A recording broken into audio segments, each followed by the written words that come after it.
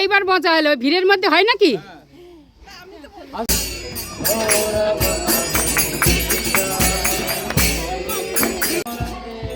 হরি হরি বল। আমরা তোমার সঙ্গে একটু বন্ধুত্ব করে তুমি তোমার জায়গায় যেতে পারি। তো যাই হোক, সেই এক সময় গোবর পোকা, সেই গোবর পোকার মানে গোবর গাছ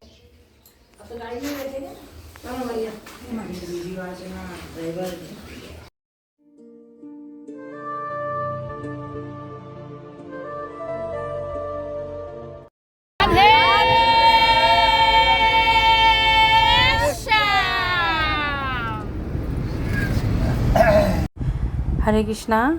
আমাদের ব্রজমণ্ডল পরিক্রমার আজকে পঞ্চম দিনের সেকেন্ড পার্ট। আমাদের এই ভিডিওটা আমাদের এত দর্শন হয়ে গেছে, এই পঞ্চম দিনে এত দর্শন হয়ে গেছে, তাই একসাথে আপলোড করতে পারছি না, একটু ডিস্টার্ব হচ্ছে। তাই পার্ট 1, পার্ট 2, পার্ট 3 করে আমি এটা আপলোড করব। তাই আজকে আমাদের পঞ্চম দিনের সেকেন্ড পার্ট হবে। তাই আমরা আজকে একের পর এক দর্শন করব। হয়তো বেশি দর্শন আজকে করাতে পারবো না, কারণ ভিডিওটা অনেক লম্বা। আজকে দুজন প্রভুজির ক্লাস হবে ভোজন থালির উপরে। ভোজন থালি কেন নাম হয়েছে তার উপরে খুব সুন্দর উনি পাঠ দিয়েছেন, আপনারাও শ্রবণ করুন। এটা পিচ্ছিল পাহাড়, এখানে ভগবান স্লিপ কাটতো বন্ধু বান্ধবদের সাথে। আহা হা, क्या बात, क्या बात, क्या बात।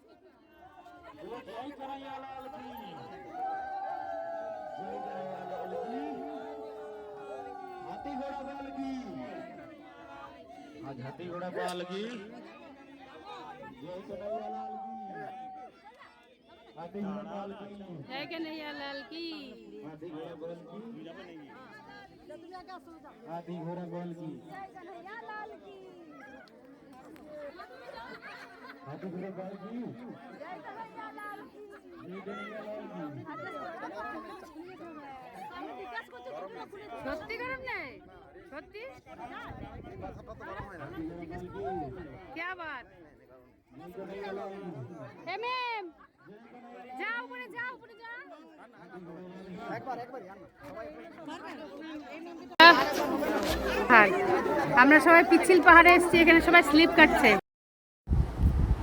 বৃন্দাবনের এই ব্রজধামের প্রতি ইঞ্চিতে ইঞ্চিতে, প্রত্যেক কোনায় কোনায় ভগবান এবং রাধারানী, আমার গোবিন্দ তার সখাদের সাথে কত লীলাবিলাস করেছে, তার প্রত্যেকটা চিহ্ন আমাদের জন্য রেখে গেছে, যাতে আমরাও পরবর্তীকালে ভগবানের এই স্থান দর্শন করতে পারি।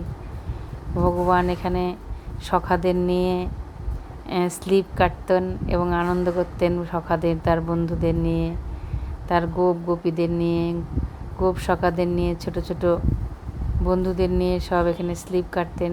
তাই আজও ভক্তরা যখন এখানে দর্শন করতে আসেন, স্লিপ সবাই, বয়স হোক আর ছোট বড় সকলে নির্বিশেষে সকলেই এই আনন্দ উপলব্ধি করতে পারেন।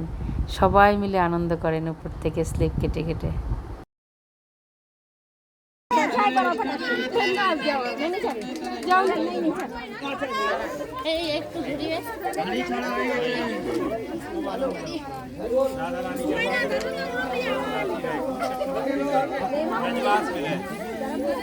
कारोबारी बोल सभी अपना सेवा। हरे कृष्णा कृष्णा।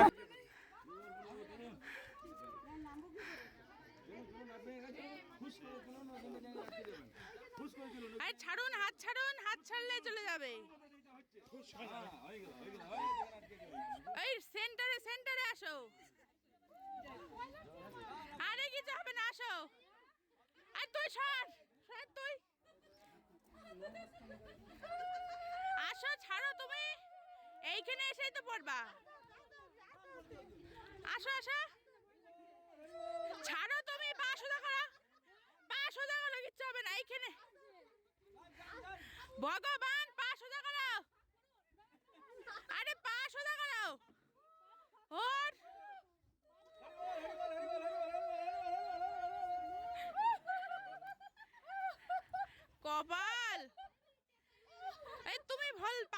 করতে।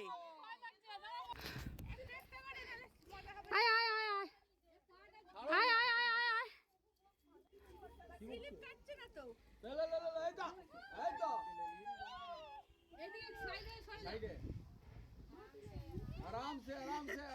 এইবার মজা হলো, ভিড়ের মধ্যে হয় নাকি? আমার ভয় লাগছিল, এই গর্তের মধ্যে পড়েছে।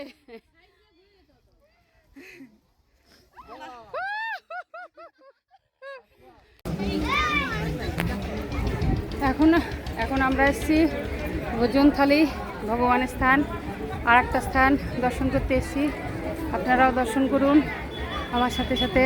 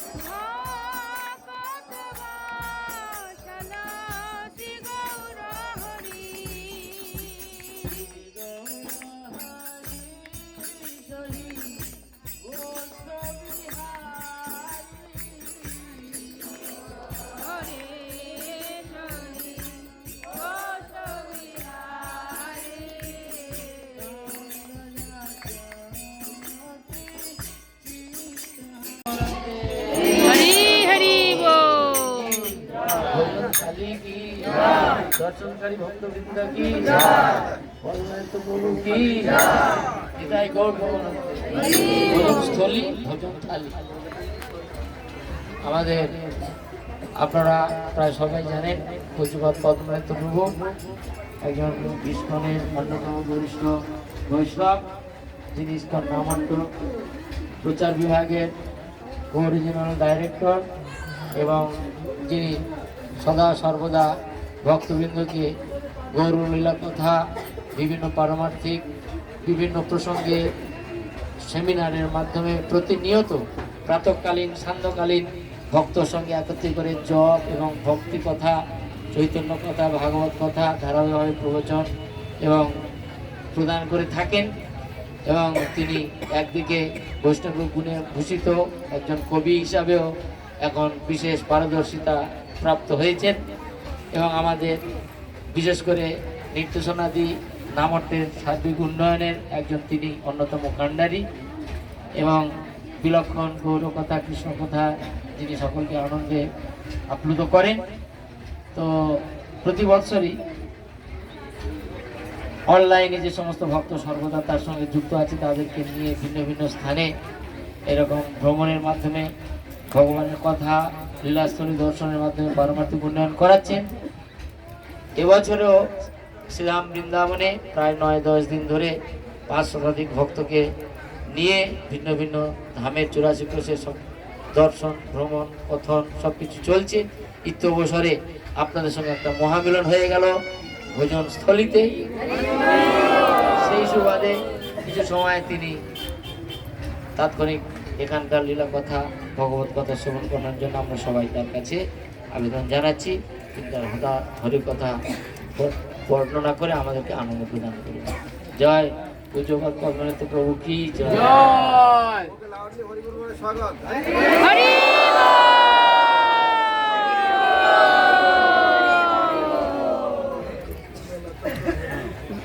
হরে কৃষ্ণ। হরে কৃষ্ণ। লিখো আপনি কেমন বলেছেন আমরা দেখুন। হরে কৃষ্ণ হরে কৃষ্ণ হরে কৃষ্ণ কৃষ্ণ কৃষ্ণ হরে হরে হরে হরে রাম রাম হরে রাম রাম রাম হরে হরে। হরে কৃষ্ণ। এখানে দিলে হবে, এখানে দিলে ওরাই সবাই শুনবে। হরে কৃষ্ণ কৃষ্ণ কৃষ্ণ হরে হরে হরে রাম রাম রাম হরে হরে।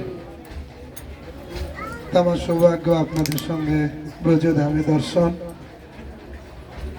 আপনাদের সান্নিধ্য পেলাম। কোথায় মনে হয় বদ্রীনাথ প্রথম দর্শন হয়েছে ভক্তদের সঙ্গে। আবার এই ভোজন থালিতে প্রভু বলছিলেন ভোজন স্থলী আর ভোজন থালি দুটোই একই জায়গা নাম। জায়গাটার নাম ভোজন স্থলী আর এখানে ভোজন থালি আছে। ভগবান কৃষ্ণ গোচারণে যেতেন ছিদাম সুদাম বসুদাম সঙ্গে নিয়ে, আর কখনো কখনো বেশিরভাগ সময় পুটলিতে করে খাবার দাবার নিয়ে যেতেন। আর পুটলিটা বাঁধতেন কিভাবে সেটাও ভাগবতে বর্ণনা আছে। এরকম আমরা যেমন উত্তরীয় দুই দিকে ঝুলেছি, এদিকে একটা কিছু বাঁধা হতো আর এইদিকে কিছু বাঁধা হতো। এইভাবে করে গলায় ঝুলিয়ে সখাগণ চলতেন। আর যখন যখন ক্ষুধা পেত তখন ওই সেখানে পুটলি খুলে খাবার দেওয়া হতো। কখনো প্লেট টেলেট সঙ্গে থাকতো, কখনো প্লেট সঙ্গে থাকতো না।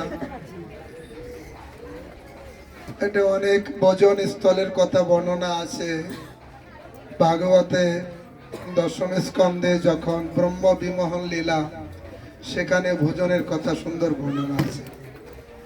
সেখানে সবাই পুটলি খুলেছে, যে যার পুটলি খুলেছে। কৃষ্ণ মাঝখানে বসেছেন, চারিদিকে সখাগণ বসেছেন। আর যে যার পুটলি খুলে খাবার বের করেছে। শ্রীদাম বা সুদাম একটা নাড়ু খেয়েছে, নাড়ু খেয়ে মুখে দিয়েছে, দিয়েই বলছে আরে কৃষ্ণ আমার মা না খুব সুন্দর সুস্বাদু নাড়ু দিয়েছে, দেখো আমি খেলাম। আর সঙ্গে সঙ্গে কৃষ্ণ তার গলা টিপে ধরেছে।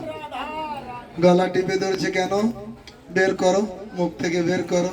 মানে একটু হাফ খাওয়া হয়েছে, হাফ মুখে আছে, কৃষ্ণ তার গলা টিপে ধরেছে। গলা টিপে ধরলে সে কি করেছে, মুখ থেকে ওটা বের করেছে। কৃষ্ণ তার মুখে মুখ লাগিয়ে সেই লাড্ডু খেলো। কি অদ্ভুত লীলা! সেই লীলায় যদি আপনারা থাকতেন বা আমরা থাকতাম কেমন লাগতো। মহারাজ একটু আগে বলছিলেন যেখানে চরণ পাহাড়ির কথা বলছিলেন, কৃষ্ণ বংশীধ্বনি করেছেন, তার বংশীধ্বনির প্রভাবে যে পাথরের উপর দাঁড়িয়েছিলেন সে পাথরটা গলে গেছে। আর গলে গেলে উনি যে দাঁড়িয়ে আছেন সেটার চিহ্ন হয়ে গেছে। মহারাজ এরকম বলছিলেন যে আপনারা যদি সঙ্গে থাকতেন আপনারা হয়তো পাথরটা এরকম হাত দিয়ে দেখতেন, আর তখন আপনাদের আঙ্গুলের ছাপও থেকে যেত। এর থেকে কি বোঝা যায়, যদি আমরা কখনো সেই সঙ্গে সেই লীলায় থাকতে পারবো আমাদের আনন্দ হবে না দুঃখ হবে? আনন্দ। হরি বলবো আর মদন মোহন হেরিব গো, এই রূপেতে ভোজের পথে চলিব গো। যাব গো ব্রজেন্দ্রপুর, হব গোপী পায়ের নুপুর, নুপুর হয়ে রুনু ঝুনু বাজিব গো। তা আসলে বিপিনে বিনোদ খেলা, সঙ্গেতে রাখালের মেলা, তাদেরও চরণ ধুলি মাখিব। তা 3 প্রকার প্রার্থনা আছে, তার ভিতরে আছে লালসাময়ী প্রার্থনা। আচার্যরা লালসাময়ী প্রার্থনায় এরকম বলেছেন যে কবে তোমার সঙ্গে সেসব সঙ্গের সঙ্গে যে কইল বিলাস, সে সঙ্গ না পাইয়া কান্দে নরোত্তম দাস। ভ্রমিতে ভ্রমিতে কবে এ দেহ পতন হবে, কহে দীন দাস নরোত্তম। এই বৃন্দাবনে ব্রজধামে ঘুরতে ঘুরতে সাধু সঙ্গে দর্শন করতে করতে যদি দেহটা এখানেই শেষ হয়ে যায়, অসুবিধা আছে? না। তাহলে সোজা সেই নাটকে এন্ট্রি হয়ে গেল। নাটক না, লীলাতে আসবে এন্ট্রি। তা আসলে ভগবান এই ব্রজধামে সব জায়গায় লীলা বিলাস করতেন। গোষ্ঠ লীলাতে বর্ণনা আছে, ব্রহ্ম বিমোহন যেদিন হয় সেদিনও কৃষ্ণ মাঝখানে বসেছে সকাদন নিয়ে, যে যার পুটলু থেকে খাবার খুলে খুলে খেয়েছেন। আর কৃষ্ণ মাঝখানে বসেছে, চারিদিকে সখারা বসেছে। আমি এই দিকে বসেছি আপনাদের দিকে, আমার পিছনে যারা বসেছে তারা আমার মুখ দেখছে না পিছন দেখছে? পিছন। পিছন দেখছে। কিন্তু কৃষ্ণ মাঝখানে বসেছে, কিন্তু চারিদিকে যে যেখানে আছে কৃষ্ণের মুখ দেখছে। হরি বল। এ হচ্ছে অদ্ভুত লীলা। ঠিক একই লীলা গৌরাঙ্গ লীলাতে হয়েছে। মহাপ্রভু যখন রথযাত্রা শেষে ক্লান্ত হয়েছেন, প্রসাদ পাচ্ছেন, ভোজন লীলা জগন্নাথ মন্দির থেকে প্রসাদ এসেছে, সেখানে বলা হয়েছে মহাপ্রভু মাঝখানে বসেছেন, ভক্তরা চারিদিকে বসেছেন, প্রসাদ গ্রহণ করছেন, কিন্তু সবাই মহাপ্রভুর মুখ দর্শন করছেন। মহাপ্রভু একই সঙ্গে 7টা দলে কীর্তন করছেন। প্রত্যেক দলের ভক্তরা ভাবছে আমার আমি দলে কত আছে। ভাগ্যবান, আমার দলে মহাপ্রভু আছে। দুঃখ এটাই, মনে হয় আমার দল ছেড়ে যাচ্ছে না, ওরা কি ভাবছে। কিন্তু সব দলেই মহাপ্রভু আছে। ভগবান কৃষ্ণ যেমন রাসলীলায় 100 কোটি গোপীর সঙ্গে একই সঙ্গে ছিলেন, ঠিক সেরকম এখানেও গোচারণে লীলায় যখন এসেছেন, অন্যান্য দিনে তো কখনো কিছু প্লেট টেলের সঙ্গে নিয়ে আসেন, কিন্তু একদিনের ঘটনা, এখানে যখন এসেছেন ওই দিনে কোনো খাবার এনেছেন কিন্তু প্লেট আনেননি। এমনি শুকনো খাবার তো যে কোনো জায়গায় রেখে খাওয়া যায়, কিন্তু যে জিনিস ক্ষীর, মাখন, দই, এ তো আর রেখে খাওয়া যাবে না, বাটি দরকার, কটোরা দরকার। কিন্তু এখানে ভগবান যখন ইচ্ছা করেছেন, সঙ্গে সঙ্গে সুন্দর সুন্দর কটোরা হয়ে গেছে ভগবানের ইচ্ছাতে। মহারাজ বলছিলেন, বা এখানে একটা মাতাজি আছেন, উনি কাহিনী বলেন যে সূর্য বংশের রাজা ছিলেন, কি বলছে, বহুলাশ্ব রাজা ছিলেন। ওনার কোনো পুত্র সন্তান ছিল না, কিন্তু একটা কন্যা হয়, কন্যা হচ্ছে কৃষ্ণাবতী। তখন এই কৃষ্ণাবতী কে বিবাহ দেওয়া হয়, খুব সুন্দরী ছিলেন, কিন্তু দুর্ভাগ্যবশত হোক বা সৌভাগ্যবশত স্বামী মারা যান, বিধবা। কিন্তু উনি অনেক তপস্যা করতে শুরু করেন। আর ওই বংশেই পরবর্তীকালে রামচন্দ্র আসেন, আর রামচন্দ্র দেখা দিয়ে বলেন, কি চাও তুমি, এত তপস্যা করেছো? বলে, আমি ব্রজধামে জায়গা পেতে চাই, এই ব্রজধামে স্থান পেতে চাই, ব্রজধামে থাকতে চাই। আপনারা কারা কারা ব্রজধামে থাকতে চান? হরি বল। তাই কৃষ্ণাবতী বললেন, আমি ব্রজধামে থাকতে চাই, আর আমি চাই আমার উপরে বসে প্রভু আপনি প্রসাদ পাবেন, আমি শিলা হয়ে ব্রজধামে থাকবো, আপনি আমার উপরে বসে প্রসাদ পাবেন। তখন বলেন, এই লীলায় তো হবে না, রামলীলাতে তুমি যাও, এখন শিলা রূপে ওখানে যাও, আমি যখন কৃষ্ণ লীলা করব তখন তোমার উপরে আমি বসবো, বসে ভজন লীলা করব। তা দেখবেন পিছনে কটোরা আছে, পাশে আছে দুটো থালি, বড় হচ্ছে বলরামের থালি, ছোট হচ্ছে কৃষ্ণের থালি। ঠিক সামনে দুটো কোটরা বাটির মতো, বড়টা হচ্ছে বলরামের বাটি, ছোটটা হচ্ছে কৃষ্ণের বাটি। আর কাপড় টাপড় দিয়ে ঢেকে রেখেছে একটা শিলা, ও হচ্ছে কৃষ্ণাবতী শিলা। তা মহারাজও বলছিলেন, মাতাজি বলছেন, ওই শিলার উপরে যখনই কৃষ্ণ বসতেন, কৃষ্ণের যা যা লাগবে, বাটি লাগবে, কি লাগবে, সব উনি ব্যবস্থা করতেন। তা আসলে আর সেই নিদর্শন এখন আছে। কৃষ্ণ তো এই ব্রজধামে কত কত জায়গায় লীলা করেছেন, কিন্তু কিছু কিছু জায়গার নিদর্শন আমরা দেখতে পাই। কৃষ্ণ তো সব জায়গায় গুটি গুটি পায়ে হেঁটেছেন। তারপরে গুফা কি ভৌমাসুর গুফা গিয়েছেন? না না, ওই উপর থেকে, ওখান থেকে দেখা যায়। ও অনেক উপরে যাওয়া কষ্টকর। তা আসলে মহারাজ বলছিলেন কৃষ্ণের চরণ চিহ্ন তো অনেক আছে ব্রজে ধাম। তারপরে তার ভিতরে তিনটে জায়গায় খুব মাহাত্ম্যপূর্ণ। একটা হচ্ছে নন্দগ্রামের কাছে চরণ পাহাড়ি, অক্রুর এসে যেখানে সে প্রণাম করেছিলেন প্রথমে। নন্দগ্রামে ঢোকার আছে চরণ চিহ্ন দেখে প্রণাম করেছেন। আর আছে ছোট কি গার নাম, যেখানে হচ্ছে কোকিলা বন থেকে কাছে, ওখানে নিচুতেই পাহাড়, উঁচুতেই উঠতে হবে না, কিন্তু সেই গাভীর চরণ চিহ্ন, হরিণের চরণ চিহ্ন, কৃষ্ণের চরণ চিহ্ন, গোপীদের চরণ চিহ্ন সমস্ত আছে। আর আছে এই চরণ পাহাড়ি। এই তিনটে ভক্তদের দেখার জন্য খুব, তার ভিতরে চরণ পাহাড়ি হচ্ছে বিশেষ। মহারাজ বলছেন একটু প্রকট, খুব স্পষ্ট, অন্য জায়গায় অত স্পষ্ট না। রেণু আছে, বেনু আছে, অর্থাৎ এখনো কৃষ্ণের বংশীধ্বনি বাজে, কিন্তু বাজে কানে বাজে না। মানে লারে লাফা উল্টো পাল্টা শুনে কানটা যাদের আমার মতন যাদের নষ্ট হয়ে গেছে, সেই কানে ওটা বাজে না, কিন্তু ভালো কানে বাজে এখনো। এখনো এখনো যারা মহাত্মারা আছেন তারা শুনতে পান, দেখতে পান। তা রেণু আছে, বেনু আছে, আর ধেনু তো আছে। ধেনু গাভী কুল ঘুরে বেড়াচ্ছে, এখনো তিনটে জিনিস আছে।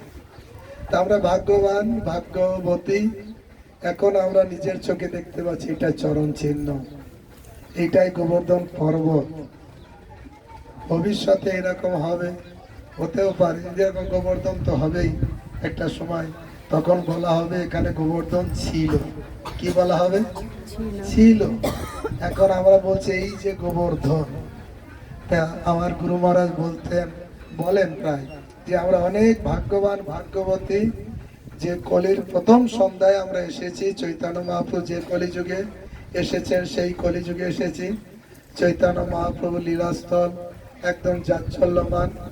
আর কৃষ্ণও লীলা করেছেন বেশি দিন না, মাত্র 5000 বছর। চৈতন্য মহাপ্রভু মাত্র 500 বছর।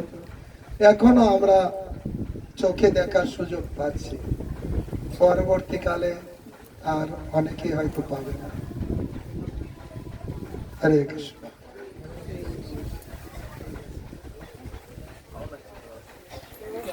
হরি বল। আমরা তোমার সঙ্গে একটু বন্ধুত্ব করে তুমি তোমার জায়গায় যেতে পারি। তো যাই হোক, সেই এক সময় গোবর পোকা, সেই গোবর পোকার মানে গোবর গাদার কাছে এসে ঘন ঘন ঘন করছে। তো গোবর পোকা উপরে এসে উঠেছে, তখন ভ্রমর তাকে মানে পাখনা করে নিয়ে গিয়ে একটা পদ্ম সরোবরে, পদ্ম ফুলের সরোবরে নিয়ে গেছে। পদ্ম ফুলের সরোবরে নিয়ে গিয়ে সেখানে সকালে তো পদ্ম ফুল খুলে যায়, তো পদ্ম ফুল খুলে গেছে, তখন ভ্রমরকে রেখে দিয়েছে, দিয়ে সবাই মধু পান করছে। করতে করতে কখন সন্ধ্যা হয়ে গেছে ও বুঝতে পারেনি। তারপরে মধু যখন সন্ধ্যা হয়ে গেল, সূর্য অস্ত চলে গেল, তখন পাপড়ি বন্ধ হয়ে গেল, ওর ভিতরে পড়ে গেল। তারপরে রাত্রে প্রভাতে সমস্ত পদ্ম ফুল তুলে নিতে আসলো সমস্ত মহিলারা। সেই পদ্ম ফুল তুলে তারা সবাই শিব পূজা করতো। শিব পূজা করতে করতে সৌভাগ্যবশত সেই ভ্রমণে নাকি সেই গোবরের পোকা যাতে ছিল সেটা নিয়ে শিবের মাথায় দিল, আবার সেখানে কপিলা দুধ দিয়ে তারপরে অভিষেক করে দিল, তারপরে পূজা শেষে সেটা নিয়ে গঙ্গার জলে ফেলে দিল। আচার্যরা বলছেন যে সৎসঙ্গে মধু পানে না, এমন একটা জায়গায় ছিল গোবরের স্থানে, সৎসঙ্গে মধু পানে না, মধু পান করলো, তারপর বাস এনো হরমস্তকে, শিবের মাথায় বাস করলো, আবার বাস করে পান এনো কপিলা দুধও পান করলো, শেষে মরণও জাহ্নবী নীড়ে, শেষকালে গঙ্গা জলেই তার দেহ অবসান হয়ে গেল। তো ঠিক সেই রকম আমরা সবাই ভ্রমণে নাকি গোবরের পোকার মতো কে কোথায় ছিলাম। দেখুন ভগবান কৃষ্ণ লীলা করেছে, মহাপ্রভু 84 ক্রোশ এসব স্থানেও তিনি এসেছেন। তারপর মহাপ্রভু সেনাপতি ভক্ত হিসাবে ছিল প্রভুপাদ, তার ইচ্ছা ছিল পৃথিবীর প্রতিটি গ্রামে গঞ্জে নগরে শহরে জীবের দরদে দুঃখ ছিল প্রভুপাদ, যাতে পৃথিবীর প্রতিটি মানুষ এই কৃষ্ণ প্রেম লাভ করতে পারে। কোনো জ্ঞান কাণ্ড, কোনো কর্মকাণ্ড, কোনো যোগকাণ্ড শাস্ত্র নির্দেশ আছে, প্রভুপাদ এইরকম দৃঢ়তা ছিল যেন আমার ভক্তরা এই দিকে যেন মনোনিবেশ না করে, সরাসরি কৃষ্ণ নাম, ওই জন্য কি কত কষ্ট সহি প্রীত মনের রহি কে বাদিত হরিনাম, যাতে সবাই কৃষ্ণ প্রেম পায়, তার জন্য তিনি ভক্ত সঙ্গে ব্যবস্থা করে দিয়েছে।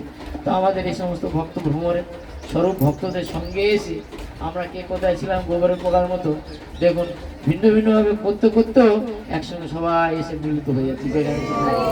এইভাবে আমরা আমাদের কর্মের ফল হেতু আমরা সবাই আবার আমাদের স্বরূপে সবার হয় গোলকের স্থিতি আমরা চলে যাব। তো এই সঙ্গটা এটা দুর্লভ সঙ্গ, এরপর আর কোনো সঙ্গ হতে পারে না, কারণ শিলপ্রভুপাদের পথ বাইরে, কলিকালের মায়া বাইরে। ভালো লাগতে পারে ভিন্ন ভিন্ন জিনিস, কিন্তু সেটা নয়। তাই শিলপ্রভুপাদের এই কথাদর্শ বর্তমান আমাদের শিলপ্রভুপাদের সমস্ত কৃপাধন্য আচার্যগণ, তাদেরই কৃপাধন্য সমস্ত প্রতিনিধিগণ যেভাবে আমাদের নির্দেশ উপদেশ সহকারে আমাদের ভগবত ভক্তির দ্রুত উন্নতির প্রয়াস করছে, তাতেই আমরা নিশ্চিতভাবে সবাই এগিয়ে এসে আমাদের জীবনকে সার্থক করতে পারি, ধন্য করতে পারি। তাই গৌপ্রমানন্দে হরি হরি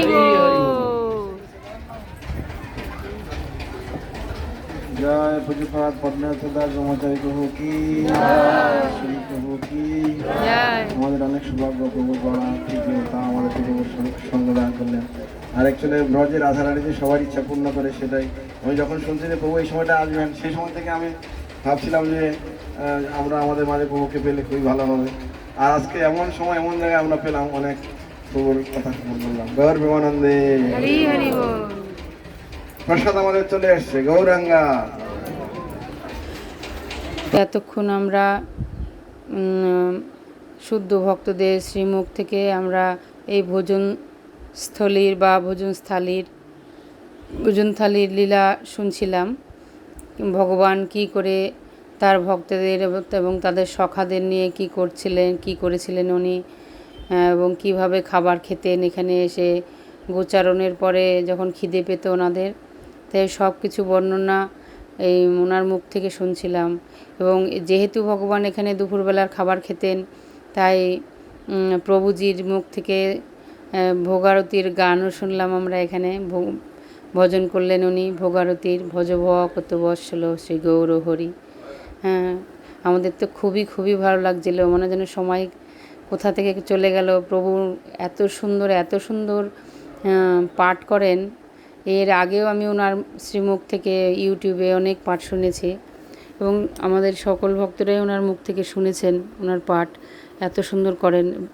আর আমাদের সৌভাগ্য, তাই এই স্থানে ওনাদের সাথে আমাদের দর্শন হয়ে গেল।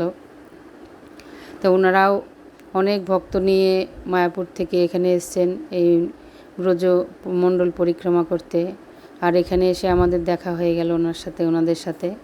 তাই আর এই সুযোগ ছাড়েনি প্রভুরা, তাই ওনার শ্রীমুখ থেকে আমাদের এইসব কথা সুন্দরভাবে উনি বর্ণনা করলেন যে কিভাবে এই স্থানটাকে ভোজনস্থলী বা ভোজন থালি কেন বলা হয়। খুবই ভালো লাগছিল। এই স্থানটাই হলো ভোজন থালি বা ভোজনস্থলী। তাই ভগবান তার ভক্তদের নিয়ে এই স্থানে বসে যখন গোচারণ করার পরে যে খিদে লেগে যেত, এখানে এসে খাবার খেত। বাসন ছিল না, তাই পাথরের উপরেই ওনারা বাসন বানিয়ে এখানে দুপুরের ভোজন করতেন। তো এতক্ষণ তো আমরা প্রভুদের মুখ থেকে এগুলো শুনছিলাম, আর এই স্থানটা দর্শন করে সত্যিই খুব আশ্চর্য লাগছিল যে ভগবান কি কি লীলাবিলাস করেছেন উনি এখানে। আমার ভিডিওটা আপাতত এই পর্যন্ত, আবার আগামী পর্বে বাকি অংশটা দেখব আমরা। হরে কৃষ্ণা।